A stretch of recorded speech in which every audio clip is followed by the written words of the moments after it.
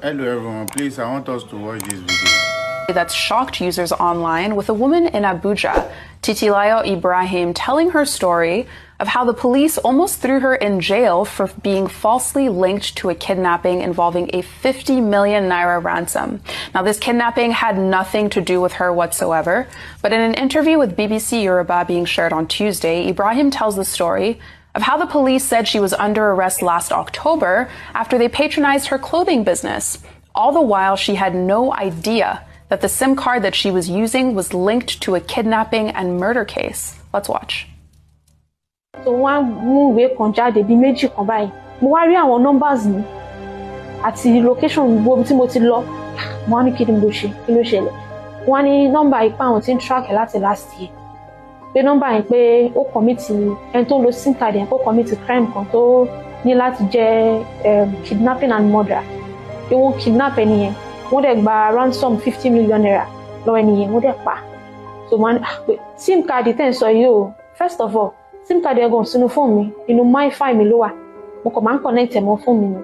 And second of all, I just got the SIM card this year. Ọdún ìmọ̀ra SIM card yìí. So ẹ̀dẹ̀ ní ẹ ti wáyàn láti last year, ṣẹlẹ́ṣẹlẹ́ last year. So along the line, wọn ò gbà mí gbọ́. And during that period, kí má parọ́, ẹ̀rù ti bà mí. I was crying inside. I was praying. Mo kàn bí Ọlọ́run jọ̀ọ́.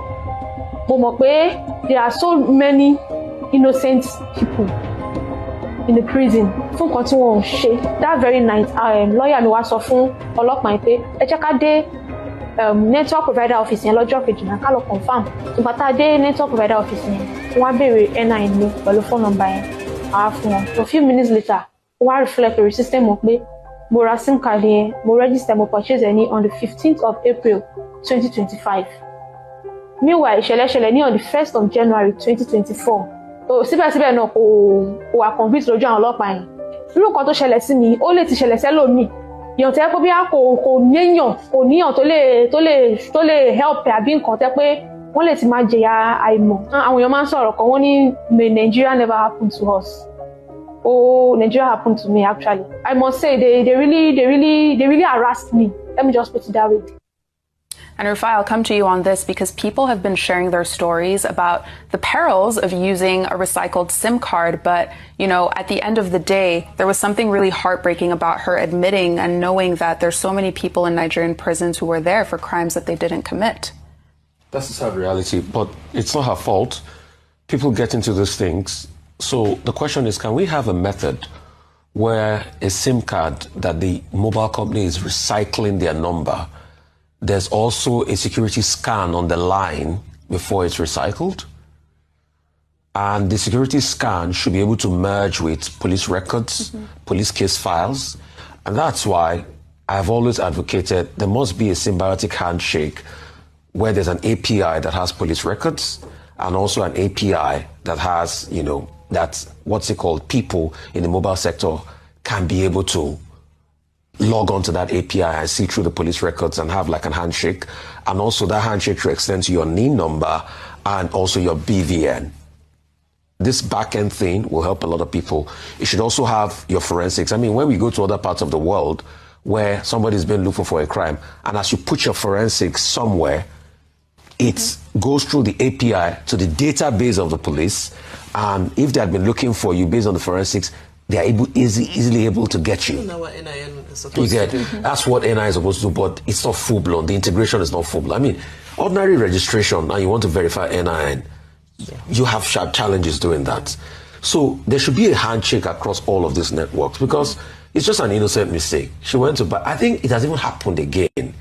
There was a case where I think it was the daughter of the president or something happened, the past president in this country, where they said the guy apparently was using her number. And the guy just bought the SIM or something, like something happened, but it was a recycled SIM. I'm not sure about that story. So, I mean, I will underline that anecdote being questionable. But it's somewhere there in my head. So if we can have this handshake, technological handshake, it could solve all of this. But I'm happy she went back to where she bought the SIM from. And it was easy to be able to pick out that, oh, she just bought the SIM. But I think it goes back to the network operators.